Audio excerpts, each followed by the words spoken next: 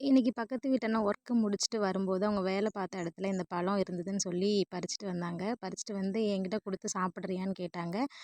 இத பார்த்ததுமே எனக்கு வந்து ஸ்கூல் மெமரீஸ் வந்து ரிமைண்ட் ஆச்சு. ரீசன் என்னன்னா, நாங்க ஸ்கூல் படிக்கும்போது பக்கத்துல இந்த மரம் இருக்கும். அப்ப மிஸ்ஸுக்கெல்லாம் தெரியாம பறிச்சு சாப்பிட்டோம். ஸோ அந்த மெமரீஸ் வந்து எனக்கு ஞாபகத்துல வந்துச்சு. சரி இந்த படத்த அப்படியே வீடியோ போடலான்னு எடுத்தாச்சு. எடுக்கும்போது சரி கூகுள்ல சர்ச் பண்ணி பார்க்கலாம் அப்படின்னு தேடும்போது, எனக்கு ஒரு சில விஷயங்களும் இத பத்தி தெரிஞ்சுது. என்ன அப்படின்னா, இதுக்கு ஆங்கிலத்திலயும் வந்து இதுக்கு நேம் இருக்கு. தென் தமிழ்ல இன்னொரு பேரும் இருக்கு. எங்க சைடு என்ன சொல்லுவோம் அப்படின்னா, விருசம்பழம் இல்லன்னா மூக்குச்செளி பழம் அப்படின்னு சொல்லுவோம்.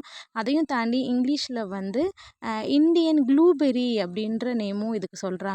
இன்னும் தமிழ்ல இன்னொரு பேர் என்ன அப்படின்னா, நறுவல்லி அப்படின்ற பேரும் இருக்கு அப்படின்றாங்க. இது வந்து ஒரு நாட்டு மரம். நெறைய மருத்துவ குணம் வந்து இருக்கு அப்படின்றதையும் சொல்றாங்க. அதாவது நுரையீரல் பிரச்சனை, சுவாச பிரச்சனை, உடல் சூடு, சிறுநீரகம் இந்த மாரி பிரச்சனை எல்லாத்தையுமே சரி பண்ணுது அப்படின்ற மாதிரியும் சொல்றாங்க. இது மொத்தத்தில இந்த மரம் வந்து ஒரு அதிசய மருத்துவ குணம் நிறைந்த மரம் அப்படின்ற தகவலையுமே வந்து நான் தேடி தெரிஞ்சுக்கிட்டேன். உங்க ஊர்ல இந்த பழத்த எப்படி சொல்லுவீங்க? நீங்க சாப்பிட்டுருக்கீங்களா? இல்லையா? அப்படின்றத கமெண்ட்ல சொல்லுங்க.